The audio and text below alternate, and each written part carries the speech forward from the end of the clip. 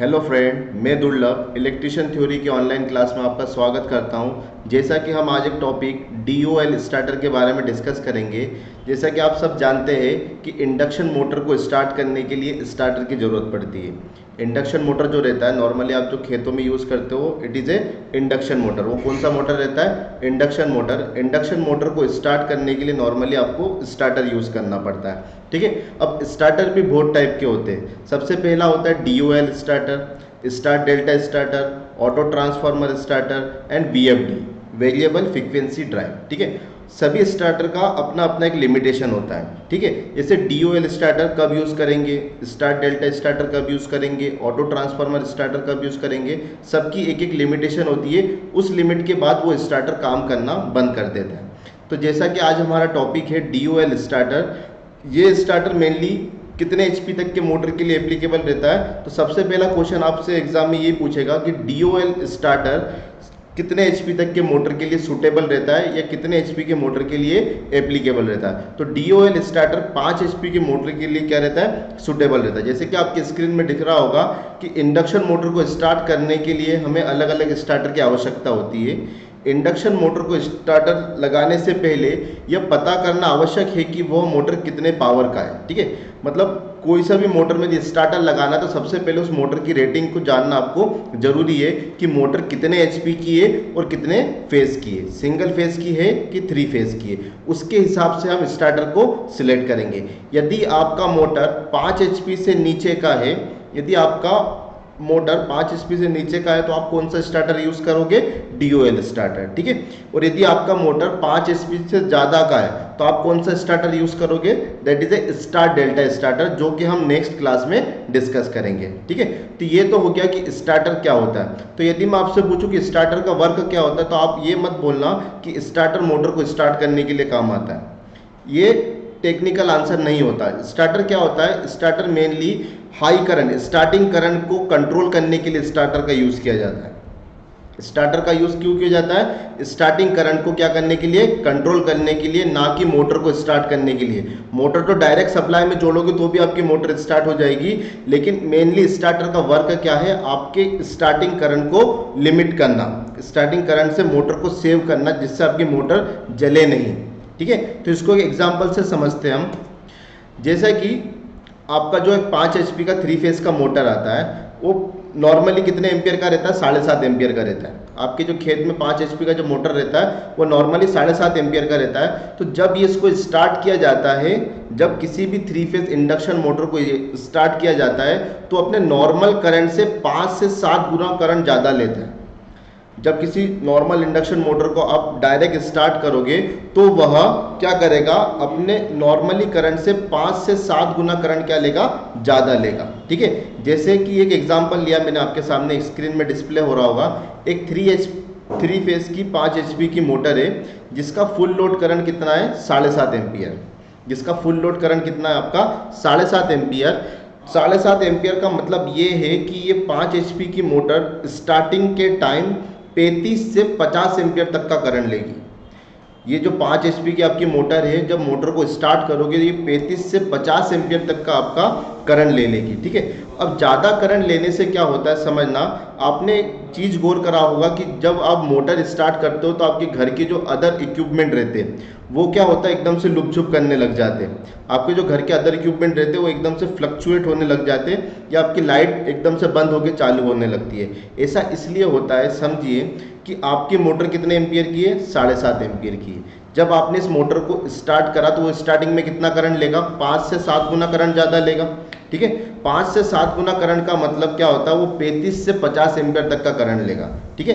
35 से 50 एम्पियर तक का करंट लेने के कारण उस लाइन में करंट की रेटिंग बढ़ जाती है। आपके पास जो 3 फेज की लाइन है उसमें करंट की रेटिंग बढ़ जाती है, जिससे वोल्टेज में क्या होता है? फ्लक्चुएशन होता है।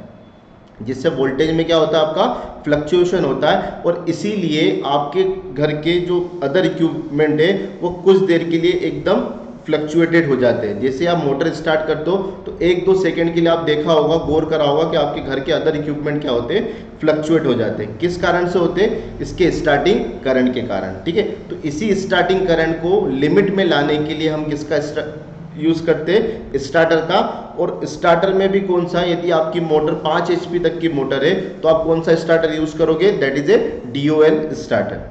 यहाँ तक फंडा क्लियर हुआ कि स्टार्टर क्या है, स्टार्टर कौन सा यूज़ करना है और क्यों यूज़ करना है। ठीक है, अब हम देखते हैं कि स्टार्टर DOL स्टार्टर बनाने के लिए आपको किस किस चीज़ की ज़रूरत पड़ेगी। ठीक है, तो सबसे पहले स्टार्टर बनाने के लिए आपको देख रहे हो एक MCCB या MCB, सेकेंड आपका कॉन्टेक्टर, थर्ड आपका ओवरलोड रिले, फिर आएगा NC switch, NO switch, normally wire, push button जैसे अपन नॉर्मली देखते होंगे पैनल्स में लगे रहते पुश बटन, तो एक ग्रीन पुश बटन लेना है और एक आपको रेड पुश बटन लेना है। ग्रीन पुश बटन स्टार्ट करने के लिए यूज़ करते हैं और रेड पुश बटन ऑफ करने के लिए यूज़ करा जाता है। ठीक है, अब स्टेप बाय स्टेप देखते हैं कि MCB कौन सा सिलेक्ट करोगे आप, कॉन्टेक्टर कौन सा लोगे, ओवरलोड रिले कौन सा लोगे, ओवरलोड रिले होता क्या है, NC स्विच क्या होता है, NO स्विच क्या होता है, और ये पुश बटन का आप सर्किट में कैसे कनेक्शन करोगे वो मैं आपको आज सिखाता हूँ। ठीक है, तो सबसे पहले हम स्टार्ट करते हैं MCB या जिसे हम कहते हैं मेन स्विच। ठीक है, MCB से आप सब लोग परिचित होंगे, जैसे कि आपके घर में मीटर के बाद एक MCB लगाते हैं, मीटर के बाद एक MCB लगाते हैं। वो MCB क्यों लगाते हैं, MCB एक प्रोटेक्शन यूनिट है, एक सेफ्टी डिवाइस है, जो क्या होता है कभी भी यदि आपके लाइन में जैसे बरसात के टाइम दो वायर आपस में क्या होते हैं, चिपक जाते हैं, हवा के कारण दो वायर आपस में क्या होते हैं, चिपक जाते हैं, जिसके कारण क्या होता है वोल्टेज में फ्लक्चुएशन होता है, जिसके कारण क्या होगा आपके घर का जो वोल्टेज है वो क्या होगा, फ्लक्चुएट होगा। फ्लक्चुएशन के कारण बहुत large amount of the current क्या होता है, डेवलप होता है। ठीक है, फ्लक्चुएशन के कारण क्या होता है, बहुत large amount of the current क्या होता है, डेवलप होता है, जिससे आपके घर के जो टीवी है, वॉशिंग मशीन, फ्रिज, ये अदर इक्विपमेंट क्या होते हैं, खराब हो सकते हैं। ठीक है, तो इन ज़्यादा करंट से बचाने के लिए आप क्या करते हो, आपके मीटर के बाद में, आपके घर का जो मीटर है उसके बाद में आप क्या लगाते हो, एक MCB लगाते हो। ठीक है, आपके घर के मीटर के बाद में क्या लगाते हो, एक MCB लगाते हो। ठीक है, MCB की सिलेक्शन किस तरीके से किया जाता है। ठीक है, अब बात आती है कि सर MCB तो है कि MCB एक प्रोटेक्शन यूनिट है, एक सेफ्टी डिवाइस है। अब MCB को अपन कैसे सिलेक्ट करें, कि दुकान में जाके ये थोड़ी बोलेंगे कि एक MCB दे दो। दुकानदार आपसे सबसे पहले पूछेगा कि MCB कितने पोल की चाहिए और कितने एम्पियर की चाहिए। ठीक है, कोई भी चीज़ मार्केट में लाने जाते हैं तो उसका कॉन्फ़िगरेशन आपको दुकानदार को बताना पड़ता है। प्रैक्टिकली बात बता रहा हूँ मैं आपको, जैसे आप MCB खरीदने गए मार्केट में, तो MCB डायरेक्ट जाके आप दुकानदार को ये तो नहीं बोलोगे कि एक MCB दे दो, आप बोलोगे कि मुझे 16 एम्पियर के 3 पोल का MCB दे दो, 5 एम्पियर का 2 पोल का MCB दे दो, 5 एम्पियर का सिंगल पोल का MCB दे दो। ठीक है, मतलब दो चीज़ें आपको इंडिकेट करके सामने वाले को बतानी पड़ेगी कि पहला कौन सा, एक तो एम्पियर, दूसरा कौन सा, पोल। पोल का मतलब होता है जैसे आपके पास सिंगल फेज सप्लाई आई है, समझना बात को, जैसे आपके पास कौन सी सप्लाई आई है, सिंगल फेज सप्लाई आई है। सिंगल फेज में कितने वायर रहते हैं, 2 वायर, एक फेज वायर, एक न्यूट्रल वायर। ठीक है, तो उस केस में आप डबल पोल MCB लोगे। ठीक है, क्योंकि आपके पास कितने वायर अवेलेबल है, 2 वायर अवेलेबल है, तो उस केस में आप 2 पोल MCB लोगे। ठीक है, नॉर्मली जब 3 फेज की बात आती है तो 3 फेज में कहीं कहीं डायरेक्ट 3 फेज यूज़ किया जाता है, और कहाँ अदर जैसे आटा चक्की की मशीन होती है या फिर हाई HP की मशीन होती है, वहाँ 3 फेज के साथ एक न्यूट्रल भी यूज़ किया जाता है, 3 फेज के साथ एक न्यूट्रल भी यूज़ किया जाता है। ठीक है, तो उस केस में क्या होगा, आप दुकानदार को बोलोगे मुझे 3 पोल MCB चाहिए, मुझे क्या चाहिए, 3 पोल MCB चाहिए। तो सबसे पहले MCB का सिलेक्शन किस बेस पे होता है, MCB का सिलेक्शन होता है एम्पियर बेस पे। ठीक है, MCB का सिलेक्शन किस पे होता है, एम्पियर बेस पे। जैसे यदि आपकी 7.5 एम्पियर की मोटर है तो आप उससे 2 गुना 15 एम्पियर तक की MCB आप लोगे उससे। बात समझ में आया, MCB का सिलेक्शन करंट की रेटिंग के हिसाब से होता है। जैसे कि आपकी स्क्रीन में डिस्प्ले हो रहा है कि इनकमिंग पावर सप्लाई, क्या लिखा है, incoming power supply on off के लिए DOL स्टार्टर में एक मेन स्विच रहता है। ठीक है, MCB, MCCB और MPCB या SFU, ठीक है, जिसे बोलते हैं स्विच फ्यूज यूनिट। ठीक है, ये जो आपको दिख रहा है ना, ये होता है स्विच फ्यूज यूनिट। ठीक है, इसे बोलते हैं HRC फ्यूज, इसे बोलते हैं HRC फ्यूज। MCB MCCB और MPCB, ये तीनों अलग अलग चीज़ होती है। समझना क्या चीज़ होती है। सबसे पहले मैं यदि MCB की बात करूँ तो 60 एम्पियर तक आपका MCB यूज़ होता है। 60 एम्पियर से ज़्यादा करंट आ रहा है तो उसके बाद आप क्या यूज़ करोगे, MCCB यूज़ करोगे। ठीक है, 60 एम्पियर तक आपको MCB मिल जाएगी। 60 एम्पियर से ऊपर आप चले गए तो वहाँ आपको क्या लेना पड़ेगा, MCCB लेनी पड़ेगी। ठीक है, फिर 150 एम्पियर तक, 150 एम्पियर तक आपकी MCCB मिलती है। 150 एम्पियर तक आपको MCCB मिलती है। 150 के ऊपर यदि आपका करंट है तो आप क्या लोगे, MPCB। तो आप क्या लोगे, MPCB। क्लियर हो गया इतना, ठीक है। उसके बाद क्या लिखा है, कितनी कैपेसिटी का मोटर है। वही वाली बात कि सबसे पहले MCB कैसे सिलेक्ट करोगे, उसकी नेम प्लेट की रेटिंग पढ़ोगे कि वो कितने HP का है और उसमें कितने एम्पियर करंट आ रहा है। हमें मोटर में कौन से प्रोटेक्शन चाहिए, हमारा बजट कितना है, बजट भी आता है उसमें एक किलो एम्पियर का भी एक आता है। जितना ज़्यादा किलो एम्पियर रहेगा आपकी MCB का रेट उतना ज़्यादा रहेगा। ठीक है, जितना ज़्यादा किलो एम्पियर की MCB रहेगी उसकी वैल्यू उतनी ज़्यादा होगी, उसकी कीमत उतनी ही ज़्यादा होगी। ठीक है, इसके आधार पे सिलेक्शन किया जाता है। मेन स्विच के आउट गोइंग में पावर सप्लाई पावर कनेक्टर के इनकमिंग साइड में कनेक्ट किया जाता है। ठीक है, देखना पिछली स्लाइड में देखो, एक बार मैं पूरा क्लियर कर देता हूँ। आपको MCB चाहिए, ये आपका MCB है। ठीक है, MCB के बाद क्या कनेक्ट करेंगे, कॉन्टेक्टर कनेक्ट करेंगे। कॉन्टेक्टर भी बताऊंगा क्या चीज़ होता है। कॉन्टेक्टर के बाद आप क्या कनेक्ट करोगे, ओवरलोड रिले, ओवरलोड रिले। ठीक है, तो ये तीन चीज़ें समझ में आ गई। तीन चीज़ें कैसे लगेगी, सबसे पहले आपका MCB लगेगा, MCB के बाद क्या लगेगा आपका कॉन्टेक्टर, कॉन्टेक्टर के बाद क्या लगेगा आपका OLR। ठीक है, ये जो है आपका NC स्विच, NO स्विच, ये कंट्रोल वायरिंग में यूज़ होती है। ये कंट्रोल वायरिंग में यूज है, जिससे कि आपको पता है कि आपके मोटर में दो टाइप की वायरिंग होती है, या किसी भी स्टार्टर में दो टाइप की वायरिंग होती है। एक होती है पावर वायरिंग, दूसरी होती है कंट्रोल वायरिंग। ठीक है, कंट्रोल वायरिंग में हम यूज़ करेंगे NO NC का। मैं क्लियर करके बताऊंगा कि NO क्या होता है और NC क्या होता है। ठीक है, तो MCB तक क्लियर हो गया आपको। ठीक, MCB के बाद आता है आपका कॉन्टेक्टर। MCB के बाद क्या आता है, कॉन्टेक्टर। तो ये आपको ये इमेज डिस्प्ले हो रहा होगा, ये इमेज है आपके कॉन्टेक्टर का। जैसे कि आप मार्केट में जाओगे तो कॉन्टेक्टर आपको इस जैसा दिखता है। ठीक है, MCB के जैसा नहीं दिखता है, ये है कॉन्टेक्टर। कॉन्टेक्टर आपको इसके जैसा दिखेगा। तो सबसे पहले कोई सा भी इक्विपमेंट हो, कोई सा भी इक्विपमेंट हो, उसकी टर्मिनल की जानकारी होना चाहिए एज ए इलेक्ट्रिशियन।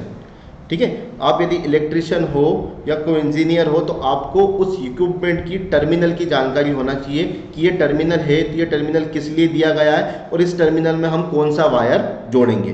ठीक है, एज ए इलेक्ट्रिशियन आपको इक्विपमेंट लेने के बाद उसकी टर्मिनल की जानकारी होना जरूरी है, अदरवाइज आप उसमें फॉल्ट कर सकते हैं। ठीक है, तो कॉन्टेक्टर की पहचान के लिए मैंने आपको इमेज डिस्प्ले करा है। ये जो आपको इमेज दिख रहा है ये ओरिजिनल कॉन्टेक्टर की इमेज होती है। मार्केट में आप जाओगे तो इस टाइप का आपको कॉन्टेक्टर देखने को मिलेगा। ठीक है, अब इस कॉन्टेक्टर में कौन कौन से पॉइंट होते हैं समझना। पहली बात, कॉन्टेक्टर का यूज क्यों करते हैं, कॉन्टेक्टर का यूज क्यों करते हैं, मोटर को मेन सप्लाई को MCB से मोटर तक पहुंचाने के लिए। सुनना मेरी बात, सप्लाई जो आपकी 3 फेज सप्लाई है या सिंगल फेज सप्लाई है, तो करंट को MCB से मोटर तक पहुंचाने के लिए जो बीच का रिलेशन डेवलप करता है, वो रिलेशन कौन डेवलप करके देता है आपको, कॉन्टेक्टर डेवलप करके देता है। ठीक है, कॉन्टेक्टर दो चीज़ों के बीच में क्या लगाता है, कॉन्टेक्ट बनाता है, दो चीज़ों के बीच में एक जॉइंट बना के देता है आपको। ठीक है, इसको यदि टेक्निकली बात करा जाए तो सुनना क्या लिखा है, पावर सर्किट मेन स्विच के बाद पावर कॉन्टेक्टर का उपयोग होता है। सही बात है, पावर सर्किट के मेन स्विच के बाद, मेन स्विच मतलब आपने MCB लगा दिया, MCB के नीचे आप क्या लगाओगे, कॉन्टेक्टर लगाओगे। ठीक है, पावर सप्लाई मेन स्विच के बाद कॉन्टेक्टर के इनकमिंग में कनेक्ट किया जाता है। ठीक है, अब इनकमिंग क्या चीज़ होती है समझना। ये ऊपर के जो 3 होल दिख रहे, ये तीनों होल होते हैं इनकमिंग होल।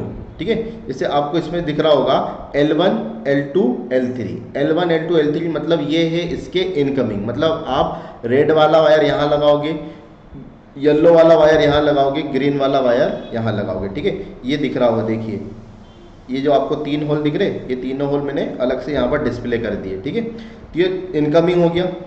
उसके बाद क्या लिखा है, आउटपुट से ओवरलोड रिले के इनकमिंग में जोड़ा जाता है। ठीक है, इसका जो आउटपुट निकलेगा, जैसे आउटपुट कौन सा है इसका, L1 L2 L3 तो इसका इनपुट हो गया, T1 T2 T3 क्या है इसका आउटपुट। ये कहाँ दिखेगा, ये देखो आपको नीचे दिख रहा होगा। ठीक है, ये जो 3 टर्मिनल है ये आपके क्या है आउटपुट, ये आपके 3 टर्मिनल है, ये क्या है आपके आउटपुट। ठीक है, तो इनकमिंग वाले कनेक्शन ऊपर से लगाओगे, आउटगोइंग वाले कनेक्शन नीचे से लगाओगे। क्लियर है, और यहाँ से जो कनेक्शन निकलेगा वो आप काय में जोड़ोगे, OLR ओवरलोड रिले।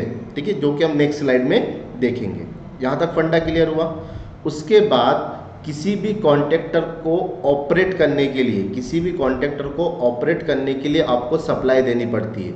जैसे मैंने क्या बोला, कॉन्टेक्टर MCB और मोटर को कनेक्ट करता है। ठीक है, तो MCB और मोटर को कनेक्ट करने के लिए कॉन्टेक्टर को खुद भी एक चार्ज की जरूरत होती है जिससे वो खुद काम कर सके। ठीक है, कॉन्टेक्टर को चार्ज करने के लिए एक अलग से सप्लाई देनी पड़ती है। वो सप्लाई आप कहाँ पर दोगे, उसके A1 A2 जिसे बोलते हैं कॉइल टर्मिनल। इसे क्या बोलते हैं टेक्निकली भाषा में, कॉइल टर्मिनल। तो कॉन्टेक्टर को खुद को चलाने के लिए एक इंडिविजुअल सप्लाई दी जाती है जिसे बोलते हैं हम A1 A2। ठीक है, ये दिख रहा होगा आपको यहाँ पर, ये है आपका A1 A2। मतलब यहाँ पर आप कॉन्टेक्टर को चालू करने के लिए, कॉन्टेक्टर को खुद चालू करने के लिए यहाँ पर आप A1 A2 की क्या दोगे, सप्लाई दोगे। यहाँ तक फंडा क्लियर हो गया। ठीक है, अब बात करते हैं, ये इसके ऑक्सिलरी कॉन्टेक्ट है। ठीक है, इसे क्या बोलते हैं, ऑक्सिलरी कॉन्टेक्ट, NO और NC। NO NC को क्या बोला जाता है, ऑक्सिलरी कॉन्टेक्ट। अब NO NC को ऑक्सिलरी कॉन्टेक्ट किस लिए बोला जाता है समझिए। यदि आप चाहते हो कि आपके कॉन्टेक्टर से कोई दूसरा सर्किट ऑपरेट करना हो, सुनना ध्यान से, किस लिए NO NC का यूज़ किया जाता है। आपके कॉन्टेक्टर से आपको दूसरे सर्किट को कनेक्ट करना है तो आप किससे कनेक्ट करोगे, आप उस NO NC से उस सर्किट को क्या करोगे, कनेक्ट करोगे। बात समझ में आ रहा है। एक कॉन्टेक्टर से दूसरे सर्किट को ऑपरेट करने के लिए आप NO NC का यूज़ करोगे। क्लियर हो गया, कॉन्टेक्टर पूरा क्लियर हो गया। ठीक है, तो एक बार इसको पढ़ लेते हैं, क्या लिखा है। पावर सर्किट मेन स्विच के बाद पावर कनेक्टर का उपयोग होता है। पावर सप्लाई मेन स्विच के बाद कॉन्टेक्टर के इनकमिंग में कनेक्ट किया जाता है। पहले इनकमिंग में लगाओगे, जो MCB से आया उसको कॉन्टेक्टर के इनकमिंग में लगाया जाता है, और कॉन्टेक्टर के आउटपुट को ओवरलोड रिले के इनकमिंग में लगाया जाता है। ठीक है, यहाँ पर कॉन्टेक्टर को ऑपरेट करने के लिए, ठीक है, जैसे मैंने बोला था, कॉन्टेक्टर को खुद को ऑपरेट करने के लिए एक ऑक्सिलरी सप्लाई की जरूरत पड़ती है जो कंट्रोल सप्लाई के रूप में होती है। ठीक है, उस सप्लाई को क्या बोलोगे आप, कंट्रोल सप्लाई, जो कि 110 वोल्ट का भी होता है या 230 वोल्ट। ये आपको कॉन्टेक्टर में लिखा हुआ मिल जाएगा कि आपकी ऑक्सिलरी सप्लाई कितने वोल्ट की होनी चाहिए। ठीक है, पावर कॉन्टेक्टर के साथ ऑक्सिलरी कॉन्टेक्ट होता है, NO और NC भी रहता है। ठीक है, ये NO NC भी रहता है। ठीक, पावर कॉन्टेक्टर के साथ NO NC रहता है। ठीक है, जिसे ऑन ऑफ इंटरलॉकिंग के लिए उपयोग में लाया जाता है। इंटरलॉकिंग मतलब वही वाली बात, जैसा कि मैंने आपको बताया कि एक कॉन्टेक्टर से आपको दूसरे सर्किट को ऑपरेट करना है, तो दोनों के बीच में क्या बनाना पड़ेगा, आपको इंटरलॉकिंग बनाना पड़ेगा। दोनों के बीच में आपको क्या बनाना पड़ेगा, इंटरलॉकिंग बनाना पड़ेगा। ठीक, तो उस केस में आप किसका यूज़ करोगे, NO NC का यूज़ करोगे। ठीक है, कॉन्टेक्टर का जो ऑक्सिलरी कॉन्टेक्ट रहता है NO और NC का उपयोग इंडिकेशन और ऑन ऑफ के लिए भी किया जाता है। ठीक है, जैसे आपने अधिकतर कभी देखा होगा कि आप ग्रीन वाला पुश बटन दबाते हो तो आपके जो पैनल बोर्ड रहता है उसमें रेड कलर की लाइट जल जाती है या ग्रीन कलर की लाइट जल जाती है। ठीक है, तो ये जो LED, जो आपका जो इंडिकेशन लैंप रहता है, वो इंडिकेशन लैंप का कनेक्शन भी किससे होता है, NO NC से होता है। वो इंडिकेशन लैंप का कनेक्शन भी किससे होता है, NO NC से होता है। ठीक है,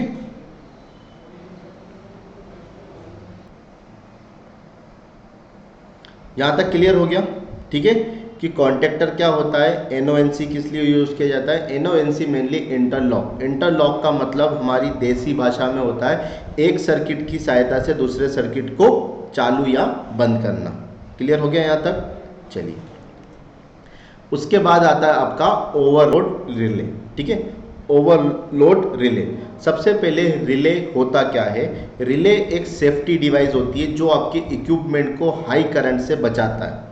बात समझ में आ रहा है। रिले एक सेफ्टी डिवाइस होती है, एक सुरक्षा उपकरण होता है या प्रोटेक्शन उपकरण होता है जो मोटर को हाई करंट, ओवरलोड का मतलब होता है हाई करंट से मोटर को बचाता है। ठीक है, जो देखिए आपको डिस्प्ले हो रहा होगा, जो मोटर को सुरक्षा देने के काम करता है। रिले में दो अलग अलग धातु की स्ट्रिप होती है। ठीक है, रिले की यदि बात करें तो रिले में दो अलग अलग धातु की स्ट्रिप होती है जो लोड के साथ टेम्परेचर से एक्सपांशन और संकोचन होता है। ठीक है, जैसे इसको अच्छे से समझा जाए तो रिले के अंदर दो धातु की पत्ती होती है। ठीक है, जैसे उस रिले में करंट जाएगा वो धातु में क्या होगा, या तो एक्सपांशन मतलब फैलाव होगा या तो संकुचन मतलब कंप्रेशन होगा।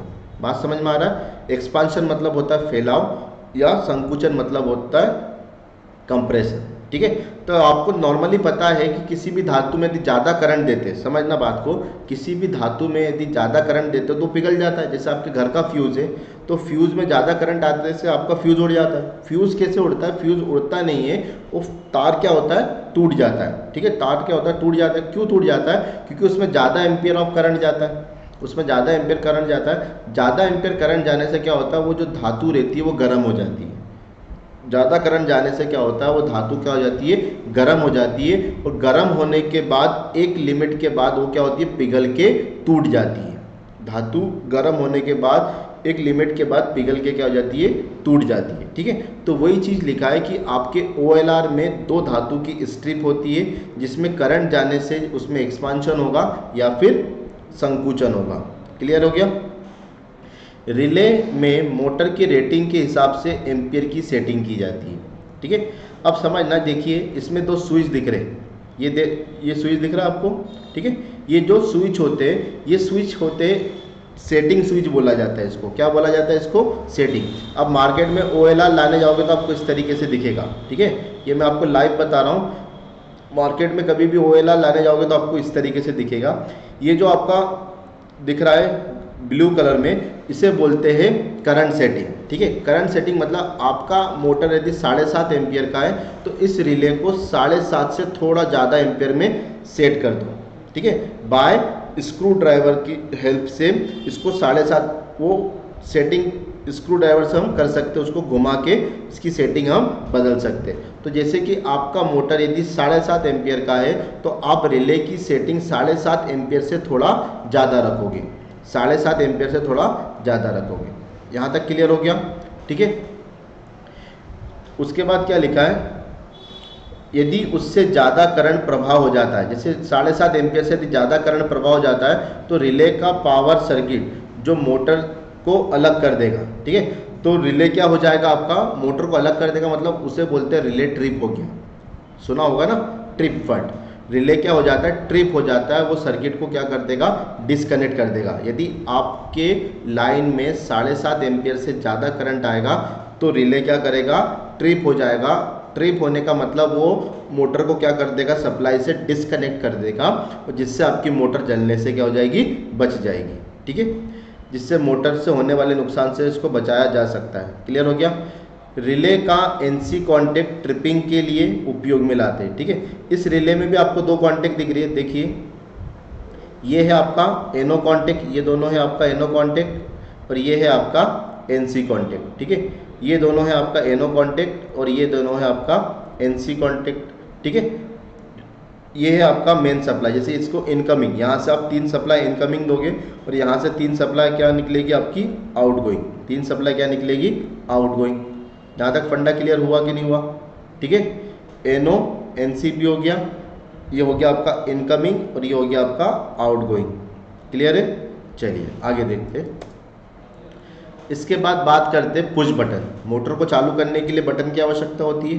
ठीक है, तो हम आमतौर पे पुश बटन का यूज़ करते हैं। पुश बटन क्या होता है, नॉर्मली आपने देखा होगा पुश बटन को जब प्रेस करते हैं तो वो प्रेस करने के बाद वापस रिटर्न आ जाता है। ठीक है, तो ऐसे बटन जो एक बार प्रेस करने के बाद वापस रिटर्न आ जाते हैं उसे हम क्या बोलते हैं, पुश बटन कहते हैं। उसे हम क्या बोलते हैं, पुश बटन। 2 टाइप के बटन होते हैं, समझना, 2 टाइप के स्विच या बटन होते हैं। एक तो आपने प्रेस कर दिया तो अंदर ही रह जाएगा।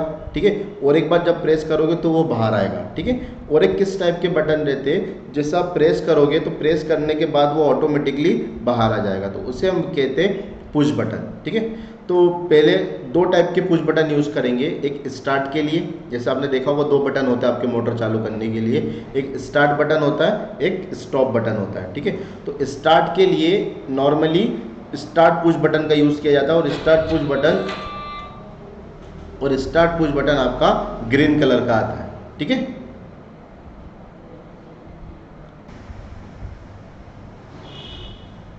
Normally start push button green colour का आता है, ठीक है, और स्टार्ट पुश बटन हमेशा एनो का रहता है। सुनना मेरी बात, स्टार्ट पुश बटन हमेशा किसका रहता है? एनो का रहता है। क्लियर हो गई बात? ठीक है। क्या लिखा है देखना, आपकी स्क्रीन पर डिस्प्ले हो रहा है। आमतौर पे ग्रीन कलर का रहता है और स्टार्टर को फ्रंट साइड पे रहता है, ठीक है, मतलब आपके पैनल के ऊपर लगा हुआ रहता है। इंडस्ट्री में उपकरण के पास स्टॉप पुश बटन के साथ रहता है, ठीक है, जहाँ से मोटर को क्या किया जाता है? स्टार्ट किया जाता है, ठीक है। तो समझने वाली बात ये है कि आप मार्केट में यदि स्टार्ट पुश बटन लाने जाओगे तो आपको इस तरीके से दिखेगा, ठीक है। और स्टार्ट पुश बटन क्या होता है? एनो कॉन्टेक्ट होता है। स्टार्ट पुश बटन क्या होता है? एनो कॉन्टेक्ट होता है। और स्टॉप पुश बटन क्या होता है? एनसी कॉन्टेक्ट होता है। अब मैं आपको बताता हूँ कि एनो और एनसी क्या चीज़ होती है। एनो और एनसी क्या चीज़ होती है? एनो का मतलब होता है नॉर्मली ओपन, ध्यान से सुनना। एनो का मतलब होता है नॉर्मली ओपन और एनसी का मतलब होता है नॉर्मली क्लोज्ड। क्लियर है? अब नॉर्मली ओपन का मतलब जब आप उस पुश बटन को प्रेस नहीं करते हो तब तक आपका सर्किट क्या है? Normally open. जैसे यदि मैं स्टार्ट पुश बटन की बात करूँ तो स्टार्ट पुश बटन नॉर्मली क्या रहेगा? Open. Start push button normally क्या रहेगा? ओपन। जैसे आप इस पुश बटन को प्रेस करोगे, प्रेस करोगे तो ये जो एनो है वो क्या बन जाएगा? एनसी। मतलब ये सर्किट जो ओपन है वो क्या हो जाएगा? क्लोज। तो क्लोज सर्किट को बोला जाता है एनसी, ओपन सर्किट को बोला जाता है एनो। बात समझ में आया? ओपन सर्किट को क्या बोला जाता है? एनो, और क्लोज सर्किट को क्या बोला जाता है? एनसी, ठीक है। तो आपका जो पुश बटन रहता है वो नॉर्मली कैसा रहता है? एनो वाला रहता है, ठीक है, क्योंकि स्टार्टिंग में आपको तो सप्लाई देनी नहीं है, मतलब स्टार्टिंग में आपको सर्किट क्या चाहिए? ओपन चाहिए। जैसे आप स्टार्ट का बटन दबाओगे उसके बाद आपका सर्किट चालू होना चाहिए, तो इसलिए स्टार्ट पुश बटन क्या रहता है? एनो रहता है, ठीक है। अब हम बात करते हैं स्टॉप पुश बटन की। तो स्टॉप पुश बटन क्या लिखा है? पुश बटन इंडस्ट्री में पुश बटन इलेक्ट्रिक पैनल पे रहता है, ठीक है, पैनल बोर्ड पे आपको पुश बटन दिखने को मिलता है, ठीक। यह पुश बटन कंट्रोल सप्लाई के सीरीज में लगाते हैं, ठीक है। स्टॉप पुश बटन को कंट्रोल सप्लाई के सीरीज में लगाते हैं। अभी मैं आपको कनेक्शन करना बताऊंगा, कनेक्शन में आप समझ में आ जाएगा कि कैसे सीरीज में लगाओगे। तो स्टार्ट पुश बटन को आपको सीरीज में लगाते हैं, ठीक है। जब भी हमारे मोटर को बंद करना चाहे तो उस पुश बटन को प्रेस कर दो। सिंपल सी बात है। जैसे मोटर को बंद करना है तो क्या करोगे? आप रेड पुश बटन को दबा दोगे तो आपका मोटर क्या हो जाएगा? बंद हो जाएगा, ठीक है।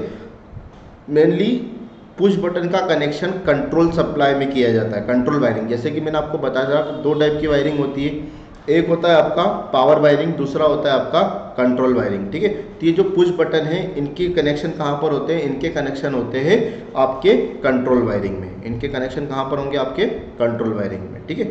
और उसके बाद क्या लिखा है? और मोटर को पावर मिलना बंद हो जाता है, जिससे मोटर क्या हो जाती है? बंद हो जाती है। सिंपल सी बात है। मोटर का बटन दबाओगे, जैसे स्टॉप का बटन दबाओगे तो सर्किट को क्या कर देगा? ब्रेक कर देगा। सर्किट ब्रेक होने से मोटर में सप्लाई आना बंद हो जाएगी, तो जिससे आपकी मोटर क्या हो जाएगी? बंद हो जाएगी। सिंपल। आगे देखते हैं। अब थोड़ा इसका कनेक्शन समझते हैं कि आप पुश बटन का कनेक्शन कैसे करोगे, ठीक है। अब पुश बटन का कनेक्शन कैसे करोगे?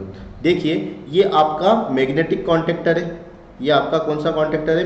आपका जो कॉन्टेक्टर दिखाता है वही वाला कॉन्टेक्टर है।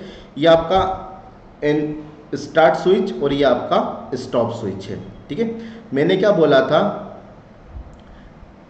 कि स्टॉप स्विच को सीरीज में लगाते हैं। स्टॉप स्विच को सीरीज में लगाते हैं तो सुनना, ये है आपका स्टॉप से ये वायर लिया आपने, लाइन वायर, पावर वायर, ये इस टर्मिनल पे लगाया। इस टर्मिनल से निकाल के आपने क्या करा? इस एनो के इस पॉइंट पे लगाया, एनो के इस पॉइंट पे लगाया, ठीक है। और स्टॉप पुश बटन को भी एनो के इस पॉइंट पे लगाया, ठीक है। मतलब दोनों को आपने कहाँ पर लगाया? कॉन्टेक्टर के एनो पे लगाया, ठीक है। दोनों पुश बटन को आपने कहाँ पर लगाया? एनो के कॉन्टेक्टर के एनो पे लगाया, ठीक है। ये एनो स्टार्ट स्विच पैरेलल में लगता है। सुनना मेरी बात, स्टार्ट स्विच पैरेलल में लगता है, स्टॉप स्विच सीरीज में लगता है। दो बातें क्लियर करना। स्टार्ट स्विच पैरेलल में समांतर क्रम में जोड़ा जाता है, स्टॉप स्विच को सीरीज क्रम में जोड़ा जाता है। ठीक है, चलिए अब हम देखते हैं इसका कनेक्शन और इसके वर्किंग प्रोसेस। सबसे पहले देखिए इसका कनेक्शन मैं बता देता हूँ। पहले दो वायरिंग होती है, एक होता है पावर वायरिंग, एक होती है कंट्रोल वायरिंग। क्लियर है यहाँ तक? पावर वायरिंग में क्या होता है, नॉर्मली आपका एमसीबी, ओवरलोड रिले और कॉन्टेक्टर।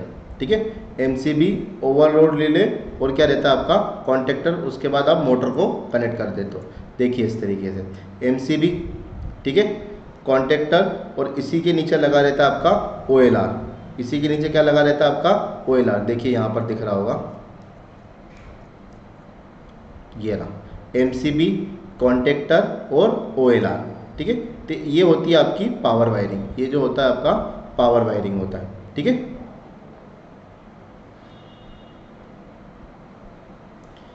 और ये जो होता है आपका कंट्रोल वायरिंग, ये क्या होती है आपकी कंट्रोल वायरिंग। ठीक है, आइए उसी सर्किट पर वापस आते हैं। तो पावर वायरिंग सिंपल होती है। पावर वायरिंग कुछ नहीं, जैसे आपके 3 फेज है तो 3 फेज को सबसे पहले एमसीबी के इनपुट में दोगे। ठीक है, फिर एमसीबी के आउटपुट से 3 वायर निकलेंगे। इन तीनों वायर को आप क्या करोगे, कॉन्टेक्टर के इसमें दोगे, कॉन्टेक्टर के L1, L2, L3 में दोगे। फिर कॉन्टेक्टर के आउटपुट में से 3 वायर निकलेगा, T1, T2, T3। ठीक है, फिर इस T1, T2, T3 को आप काय में जोड़ोगे, OLR। OLR में जोड़ोगे, OLR के 3 इनपुट होंगे और 3 आउटपुट। तो जो OLR का आउटपुट होगा उसको आप काय में जोड़ोगे, इस मोटर में जोड़ दोगे, इस मोटर में जोड़ दोगे। यहाँ तक फंडा क्लियर हो गया। मोटर भी 2 टाइप के कनेक्शन होते हैं, एक होता है स्टार कनेक्शन, एक होता है डेल्टा कनेक्शन। तो जिसका मैं अलग से एक लेक्चर बना के समझा दूंगा कि मोटर को स्टार कनेक्ट कैसे किया जाता है और मोटर को डेल्टा कनेक्ट किस तरीके से किया जाता है। ठीक है, अब पावर वायरिंग को समझते हैं। पावर वायरिंग समझते हैं। पावर वायरिंग के लिए क्या करा समझना, इसको इस डायग्राम को ध्यान से देखना। इसमें से क्या करा उसने, तीनों फेज में से कोई सा भी एक फेज लिया, तीनों फेज में से कोई सा भी एक फेज लिया। इसे बोलते हो आप कंट्रोल एमसीबी। इसे क्या बोलते हो आप, कंट्रोल एमसीबी। ठीक है, आपके मोटर की सेफ्टी के लिए आपने अलग से कंट्रोल एमसीबी लगाया, इसको यदि नहीं लगाओ तो भी सर्किट काम करता है। ठीक है, ये आपका पुश बटन, कौन सा पुश बटन है, रेड कलर का है। तो रेड कलर का मतलब ये स्टॉप पुश बटन है। तो आप देख सकते हो कि ये काय में लगा हुआ है, सीरीज में लगा हुआ है। ठीक है, ये काय में लगा हुआ है, सीरीज में लगा हुआ है। तो स्टार्ट पुश बटन काय में लगता है, सॉरी स्टॉप पुश बटन काय में लगता है, सीरीज में। और ये जो आपका स्टार्ट पुश बटन है ये आपका काय में लगता है, पैरेलल में। तो देख सकते हो, देखिए ये होता है पैरेलल कनेक्शन। ये दिख रहा है, ये एक कनेक्शन गया, ये और एक कनेक्शन गया। तो ये इसका कौन सा कनेक्शन हो गया, पैरेलल कनेक्शन। क्लियर है? अब ये वर्किंग कैसे करता है समझिए। ठीक है, पहला देखिए कैसे ऑपरेट होता है, आपको डिस्प्ले हो रहा होगा। मोटर चालू करने के लिए जैसे स्टार्ट बटन को प्रेस करते हैं तो push button on, push button का NO कॉन्टेक्ट क्या बन जाता है, NC बन जाता है। सिंपल सी बात है, देखना जैसे आप पुश बटन, जैसे मोटर आपको चालू करना था, आप स्टार्ट पुश बटन को दबाओगे। स्टार्ट पुश बटन नॉर्मली क्या होता है, NO होता है। मैं आपको बता के आ रहा हूँ। ठीक है, तो जैसे आप उसको प्रेस करोगे तो ये NO क्या बन जाएगा, NC बन जाएगा। समझना, इस पुश बटन को आपने प्रेस करा तो ये NO क्या बन गया आपका, NC बन गया। ये NO क्या बन गया आपका, NC। तो यहाँ से जो करंट है वो सीधा मोटर तक आ सकता है, यहाँ से जो करंट है वो सीधा आप मोटर से आ सकता है। ठीक है, तो उसके बाद क्या लिखा है, जहाँ से यह कंट्रोल सप्लाई, मतलब जो यहाँ से करंट पावर कॉन्टेक्टर के कॉइल को मिल जाता है। पावर कॉन्टेक्टर के कॉइल, पावर कॉन्टेक्टर का कॉइल मतलब A1 A2, पावर कॉन्टेक्टर का कॉइल मतलब A1 A2। देखिए ये वाला, ये रहा पावर। जैसे आपने स्टार्ट बटन पुश करा तो यहाँ से ये जाता है, ये यहाँ पर A1 A2 लगा रहता है इसका। ठीक है, तो इस A1 A2 में वो सप्लाई, ये रहा A1 A2। देखिए इस A1 A2 में ये आपने स्टार्ट पुश बटन दबाया तो यहाँ से करंट डायरेक्ट A1 A2 में आता है। ठीक है, A1 A2 में जैसे ही आएगा आपका कॉन्टेक्टर क्या हो जाएगा, पिकअप हो जाएगा। आपका कॉन्टेक्टर क्या हो जाएगा, पिकअप हो जाएगा। कॉन्टेक्टर पिकअप होने का मतलब जो कॉन्टेक्टर का NO है वो क्या बन जाएगा, NC, और जो कॉन्टेक्टर का NC है वो क्या बन जाएगा, NO। सुनना क्या बोलना चाह रहा हूँ, जब एक बार कॉन्टेक्टर पिकअप हो जाता है उसके बाद कॉन्टेक्टर का NO NC में बदल जाता है और NC NO में बदल जाता है। ठीक है, कब, आफ्टर सप्लाई, सप्लाई के बाद। ठीक है, तो वही चीज़ लिखा है, जहाँ से कंट्रोल सप्लाई पावर कॉन्टेक्टर के कॉइल में जाता है और उसको एनर्जाइज कर देता है। मतलब A1 A2 में जाएगा तो जिससे कॉन्टेक्टर क्या हो जाएगा, आपका पिकअप हो जाएगा। ठीक है, उसके बाद क्या लिखा है, पावर कॉन्टेक्टर के पिकअप होते ही ओवरलोड रिले से होकर, पावर कॉन्टेक्टर पिकअप होते ही ओवरलोड रिले से होकर सप्लाई किसके पास जाती है, मोटर के होकर मोटर को सप्लाई जाती है। देखिए ये आपका कॉन्टेक्टर है, कॉन्टेक्टर के नीचे क्या लगा रहता है, आपका OLR। तो जैसे आपका कॉन्टेक्टर पिकअप होगा तो ये जो पावर सप्लाई मतलब ये जो करंट है ये OLR से होते हुए आपके मोटर पे आ जाएगी। OLR से होते हुए आपके कहाँ पर आ जाएगी, मोटर पर आ जाएगी। यहाँ तक फंडा क्लियर हुआ। चलिए उसके बाद क्या लिखा है उसने, साथ ही पावर कॉन्टेक्टर के ऑक्सिलरी कॉन्टेक्ट चेंज हो जाते हैं। पावर कॉन्टेक्टर के ऑक्सिलरी कॉन्टेक्ट समझना, पावर कॉन्टेक्टर के ऑक्सिलरी कॉन्टेक्ट कौन से होते हैं, NO और NC, दो ऑक्सिलरी कॉन्टेक्ट होते हैं। तो ये NO NC क्या हो जाते हैं, चेंज हो जाते हैं। चेंज होने का मतलब ये NO क्या बन जाएगा, अब NC बन जाएगा, और ये NC क्या बन जाएगा, अब NO बन जाएगा। क्लियर हो रही है बात, ठीक। आगे समझो, स्टार्ट पुश बटन के पैरेलल में ऑक्सिलरी कॉन्टेक्ट का NO लगा रहता है। ठीक है, ऑक्सिलरी कॉन्टेक्ट का क्या लगा रहता है, NO। ये देखिए ये जो ऑक्सिलरी कॉन्टेक्ट है उसका जो NO है, ये देखना ये NO है, ये NO किसके साथ जुड़ा हुआ है, स्टार्ट पुश बटन के साथ जुड़ा हुआ है। स्टार्ट पुश बटन के साथ जुड़ा है ना, तो जैसे आपने स्टार्ट पुश बटन को पुश करोगे तो ये NO क्या बन जाएगा, NC बन जाएगा। ये NO क्या बन जाएगा, NC बन जाएगा। देखना ये कॉन्टेक्टर का NO है, ये कॉन्टेक्टर का NO क्या बन जाएगा, NC। कब, जब सप्लाई आएगी A1 A2 पर। ठीक है, तो ये NC आएगा, तो अब सप्लाई आपका यहाँ से होते हुए देखना यहाँ से आएगा। ठीक है, अब आपका जो मोटर पे सप्लाई कहाँ से आएगी, समझना। इसका कनेक्शन पैरेलल में क्यों करा, क्योंकि जब आप मोटर को स्टार्ट पुश बटन को प्रेस करोगे तो जैसे प्रेस करोगे NC रहेगा, तो जैसे प्रेस करते टाइम तो आपका करंट नीचे तक आएगा, लेकिन जैसे आप प्रेस करना छोड़ दोगे तो आपका ये फिर से NO हो जाएगा। फिर से क्या हो जाएगा, NO हो जाएगा। क्यों, क्योंकि वो पुश बटन तो फिर बाहर आ जाता है। ठीक है, तो उस केस में हमने क्या करी, इंटरलॉकिंग करी। उस केस में हमने क्या करा, इंटरलॉकिंग। अब आपको इंटरलॉकिंग का मतलब समझ में आएगा। अब आपने क्या करा, इस ऑक्सिलरी कॉन्टेक्ट का NO का कनेक्शन इस NC स्टार्ट बटन से करा। इस ऑक्सिलरी कॉन्टेक्ट के NO का कनेक्शन इस स्टार्ट से करा, क्योंकि जब आप स्टार्ट को दबा के छोड़ दोगे तो उस टाइम आपका करंट इस कॉन्टेक्टर के NO से होते हुए, इस कॉन्टेक्टर के NO से होते हुए यहाँ तक आएगा। ठीक है, NO का मतलब जब आपका कॉन्टेक्टर पिकअप हो जाएगा तो ये NO क्या बन जाएगा, NC। मतलब ये अभी तो ओपन है, लेकिन जैसे कॉन्टेक्टर ऑपरेट होगा तो ये NO क्या बन जाएगा, आपका NC बन जाएगा। मतलब ये क्लोज सर्किट हो जाएगा। तो उस केस में आपका करंट यहाँ से डायरेक्ट मोटर पर आ जाएगा। क्लियर है, वही चीज़ लिखा है, ऑक्सिलरी कॉन्टेक्ट के NO रहता है। ठीक है, जो कॉन्टेक्टर पिकअप होने के बाद क्या बन जाता है, NC बन जाता है। वही चीज़ बोला, कॉन्टेक्टर का जो NO है पिकअप होने के बाद क्या बनेगा, NC, और वहाँ से कॉन्टेक्टर को क्या मिलती है, कंट्रोल सप्लाई। ये देखिए यहाँ से कॉन्टेक्टर को क्या मिलती है, फिर कंट्रोल सप्लाई, क्योंकि यहाँ से आपने क्या बना दिया, इसको लूप बना देते हो। ठीक है, इसलिए स्टार्ट पुश बटन को छोड़ने के बाद आपका मोटर चालू रहता है। वही चीज़ बताया मैंने कि स्टार्ट पुश बटन को जब आप छोड़ोगे तब भी आपका मोटर क्या रहता है, चालू रहता है। क्यों रहता है, क्योंकि आपने स्टार्ट पुश बटन का कनेक्शन किससे करा, कॉन्टेक्टर के NO से करा। ठीक है, और कॉन्टेक्टर का NO सप्लाई देने के बाद क्या बन जाता है, NC, जिससे आपकी सप्लाई उस लाइन में आ जाती है। क्लियर हो गया, इसे हम बोलते हैं इंटरलॉकिंग। इंटरलॉकिंग मतलब दो सर्किट को NO NC से कनेक्ट करना, या एक सर्किट की हेल्प से दूसरे सर्किट को चालू करना। क्लियर है, चलिए अब हम देखते हैं कि DOL स्टार्टर के लाभ क्या है और उसकी हानियाँ क्या है। ठीक है, DOL स्टार्टर की वायरिंग करना आसान होती है, सिंपल वायरिंग होती है, ज़्यादा उसमें कोई टिपिकल चीज़ें नहीं होती। पहला, DOL स्टार्टर आपका मार्केट में सस्ता होता है, अवेलेबल नॉर्मली हो जाता है। ठीक है, किसी भी प्रकार की यदि उसमें समस्या आती है, मतलब फॉल्ट आता है, तो उसको नॉर्मली हम सॉल्व कर सकते हैं, क्योंकि उसमें इतना ज़्यादा कोई भी टिपिकल कनेक्शन नहीं होता।